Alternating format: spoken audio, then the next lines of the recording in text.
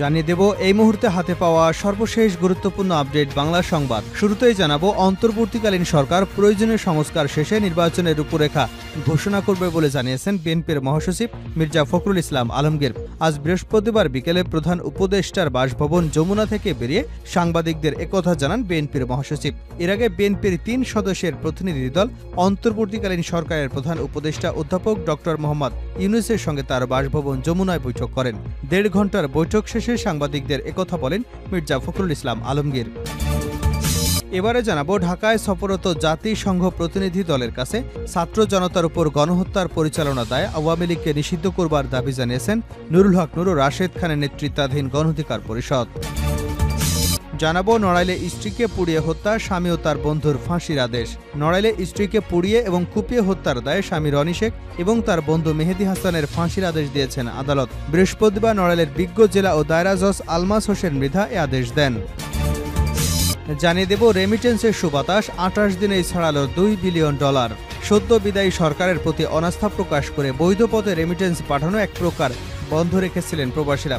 এতে হঠাৎ কমে যায় রেমিটেন্সের গতি প্রবাহ, রেমিটেন্স আসা থমকে যায়। তবে শেখ হাসিনা সরকারের পতনের পর রেমিটেন্স প্রবাহ আবারও হু হু করে বাড়তে থাকে। এরই ধারাবাহিকতায় চলতি অগাস্ট মাসের প্রথম ২৮ দিনে দেশে বৈধ পথে রেমিটেন্স এসেছে ২০৭ কোটি অর্থাৎ $2.07 বিলিয়ন, যা দেশীয় মুদ্রায় প্রায় ২৪,৮০০ কোটি টাকারও বেশি। এদিকে সাবেক বাণিজ্যমন্ত্রী টিপু মুনশি ৪ দিনের রিমান্ডে।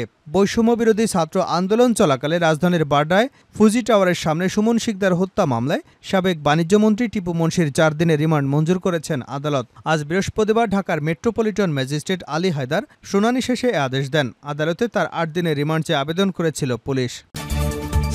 এবং সর্বশেষ জানাবো আন্তর্জাতিক সংবাদ। মসজিদে ঢুকে ৫ ফিলিস্তিনিকে হত্যা করল ইসরায়েলি সেনারা।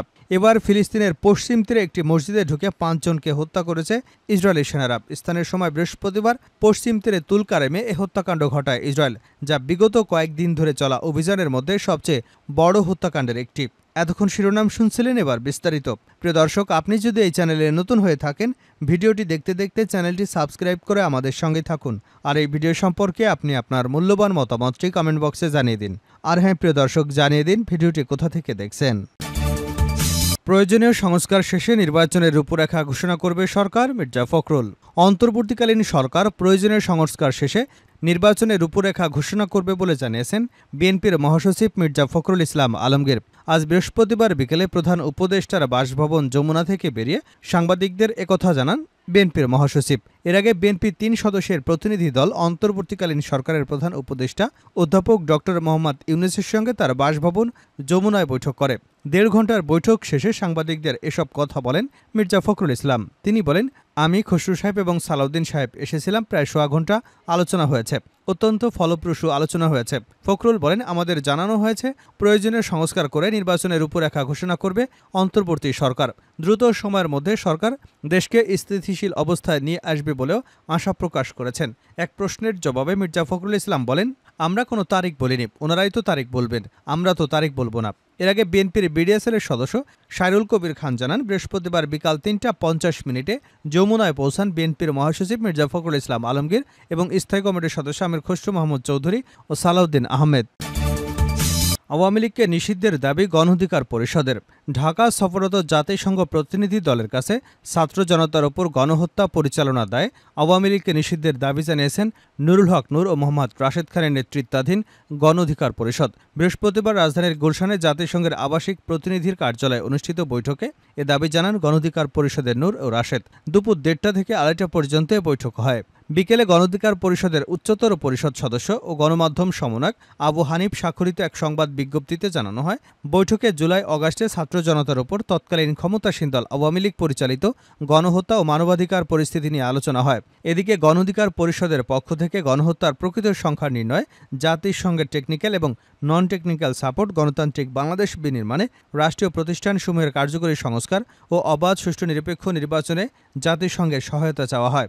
এছাড়াও গণহত্যা দায়ে আওয়ামী লীগকে নিষিদ্ধ এবং যুবলীগকে সন্ত্রাসী সংগঠন হিসেবে ঘোষণার দাবিও জানানো হয়। গত ১৫ বছরে গুম খুনে নিরপেক্ষ তদন্তেও জাতিসংঘের টেকনিক্যাল সহযোগিতা চাওয়া হয়। প্রসঙ্গত, বৈষম্যবিরোধী ছাত্র জনতার আন্দোলনের সময় হত্যাকাণ্ড সহ সামগ্রিকভাবে মানবাধিকার লঙ্ঘনের ঘটনা তদন্তে গত ২২ আগস্ট ঢাকায় আসে জাতিসংঘের এই প্রতিনিধি দলটি। নড়াইলে স্ত্রীকে পুড়িয়ে হত্যা, স্বামী এবং তার বন্ধুর ফাঁসির আদেশ। নড়াইলে স্ত্রীকে কুপিয়ে এবং পুড়িয়ে হত্যার দায়ে স্বামী রনি শেখ এবং তার বন্ধু মেহেদী হাসানের ফাঁসির আদেশ দিয়েছেন আদালত। বৃহস্পতিবার নড়াইলের বিজ্ঞ জেলা ও দায়রা জজ আলমাস হোসেন মৃধা এই আদেশ দেন। মৃত্যুদণ্ড ছাড়াও মামলায় 2 আসামির প্রত্যেককে 1 লক্ষ টাকা জরিমানা করা হয়। এছাড়া হত্যার পরে লাশ গুম করে হত্যার ঘটনা ভিন্ন খাতে প্রভাবিত করার অপরাধে উভয়কে 7 বছরের কারাদণ্ড ও 20,000 টাকা জরিমানা, অনাদায়ে আরও 1 বছর সশ্রম কারাদণ্ড প্রদান করা হয়।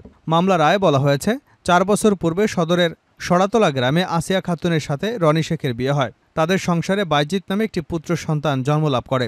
স্বামী রনি শেখ বাংলালিংক কোম্পানির ডিস্ট্রিবিউটর থাকাকালে গন্ডব গ্রামে হাসিনা খানমের সঙ্গে তার প্রেমের সম্পর্ক তৈরি হয়। ওই ঘটনা নিয়ে আসিয়া এবং রনি শেখের মধ্যে প্রায় কলহ চলত। এক পর্যায়ে স্ত্রী আসিয়া খাতুনকে চিরতরে সরিয়ে দেবার জন্য 2 বন্ধু লোহাগড়ার আলামুনশির মোড় থেকে 2 লিটার পেট্রোল কেনে। 2022 সালের 4 নভেম্বর সকালে 2 বন্ধু সরাতলা গ্রামে আনোয়ার পুকুরের গোসল করার সময় হত্যার পরিকল্পনা করে। এরপর যে যার বাড়িতে গিয়ে 11:30টার দিকে বন্ধু মেহেদী হাসান রনি শেখের বাড়িতে আসেন। এ সময় মেহেদী হাসান ঘর মোছার মফের স্টিলের পাইপ দিয়ে আসিয়া খাতুনের মাথায় আঘাত করে। আসিয়া অজ্ঞান হয়ে খাট থেকে পড়ে গেলে গলায় ওড়না ও বালিশ চাপা দেয়। এতে কাজ না হলেও রান্নাঘরের বটি এনে গলা কেটে হত্যা করে। এরপর পেট্রোল ঢেলে আসিয়ার শরীর এবং ঘরে আগুন ধরিয়ে দেয়। এ ঘটনায় 5 নভেম্বর আসিয়া খাতুনের মা রেবেকা বেগম বাদী হয়ে নড়াইল সদর থানায় হত্যা মামলা দায়ের করেন। 27 জনের সাক্ষ্য গ্রহণ শেষে ঘটনা প্রমাণিত হওয়ায় আদালত এ রায় ঘোষণা করেন। রেমিটেন্সের সুবাতাস 28 দিনে ছাড়ালো $2 বিলিয়ন। সদ্য বিদায়ী সরকারের প্রতি অনাস্থা প্রকাশ করে বৈধ পথে রেমিটেন্স পাঠানো এক প্রকার বন্ধই রেখেছিলেন প্রবাসীরা। এতে হঠাৎ করে কমে যায় রেমিটেন্সের গতি প্রবাহ, রেমিটেন্স আসা থমকে যায়। তবে শেখ হাসিনার সরকারের পতনের পর রেমিটেন্স প্রবাহ আবারও হু করে বাড়তে থাকে। এরই ধারাবাহিকতায় চলতি অগাস্ট মাসের প্রথম 28 দিনে দেশে বৈধ পথে রেমিটেন্স এসেছে 207 কোটি, অর্থাৎ $2.07 বিলিয়ন মার্কিন ডলার। দেশীয় মুদ্রায় প্রতি ডলার 120 টাকা ধরে, যার পরিমাণ 24,800 কোটি টাকারও বেশি। বৃহস্পতিবার 29 আগস্ট কেন্দ্রীয় ব্যাংকের সংশ্লিষ্ট বিভাগ সূত্রে এ তথ্য জানা গেছে। কেন্দ্রীয় ব্যাংকের তথ্য বলছে, অগাস্টের প্রথম 28 দিনে দেশে বৈধ পথে রেমিটেন্স এসেছে 207 কোটি, যা আগের বছরের 2023 সালের আগস্টের একই সময়ের চেয়ে 64 কোটি ডলার বেশি। গত বছরের অগাস্ট মাসের প্রথম 28 দিনে রেমিটেন্স ছিল মাত্র 143 কোটি ডলার। এ বিষয়ে বাংলাদেশ ব্যাংকের একজন ঊর্ধ্বতন কর্মকর্তা জানান, এপ্রিল মাস থেকে টানা 3 মাস $2 বিলিয়ন বেশি রেমিটেন্স এলেই জুলাই মাসে তা কমে যায়, $2 বিলিয়ন নিচে নেমে আসে। তিনি বলেন, এখন প্রবাসীরা বৈধ পথে রেমিটেন্স পাঠাতে উৎসাহী হচ্ছেন। তাদের সচেতন করা হচ্ছে। আগামীতে আরও বেশি পরিমাণে বৈধ পথে আয় এবং রেমিটেন্স আসবে বলে আশা প্রকাশ করেন এই কর্মকর্তা। শেষ করছে আন্তর্জাতিক সংবাদ দিয়ে। মসজিদে ঢুকে 5 ফিলিস্তিনিকে হত্যা করল ইসরায়েলি সেনারা। এবার ফিলিস্তিনের পশ্চিম তীরে একটি মসজিদে ঢুকে 5 জনকে হত্যা করেছে ইসরায়েলি সেনারা। স্থানীয় সময় বৃহস্পতিবার পশ্চিম তীরের তুলকারামে এ হত্যাকাণ্ড ঘটায় ইসরায়েল, যা বিগত কয়েকদিন ধরে চলা অভিযানের মধ্যে সবচেয়ে বড় হত্যাকাণ্ডের একটি। খবর রয়টার্সের। ইসরায়েলি সামরিক বাহিনীর ভাষ্য, যে 5 জনকে হত্যা করা হয়েছে তারা সবাই ফিলিস্তিনি প্রতিরোধ যোদ্ধা। তারা মসজিদটিতে লুকিয়েছিল এবং সেখানেই তাদেরকে হত্যা করা হয়। তবে মসজিদে 5 জনকে হত্যা করা হলেও ইসরায়েলি অভিযান এখনও শেষ হয়নি। বুধবার ভোররাতে কয়েকশো ইসরায়েলি সেনা হেলিকপ্টার, ড্রোন এবং সাঁজোয়া যান নিয়ে পশ্চিম তীরে তুলকারেম, জেনিন এবং জর্ডান উপত্যকার বিভিন্ন এলাকায় অভিযান শুরু করে। রয়টার্সের প্রত্যক্ষদর্শীদের মতে, ইসরায়েলের এই অভিযানের আগে গাজা এবং পশ্চিম তীরে টেলিযোগাযোগ ব্যবস্থাও ব্যাহত করা হয়। এদিকে এখন পর্যন্ত পশ্চিম তীরে ইসরায়েলি অভিযানে মোট 17 জন নিহত হয়েছেন।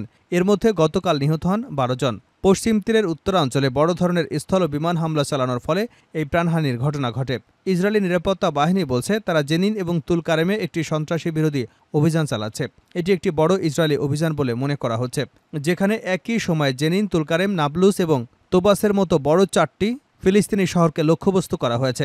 দ্বিতীয়ত ইন্তিফাদার পর ফিলিস্তিনের কয়েকটি শহরে একসঙ্গে হামলার ঘটনা এই প্রথম।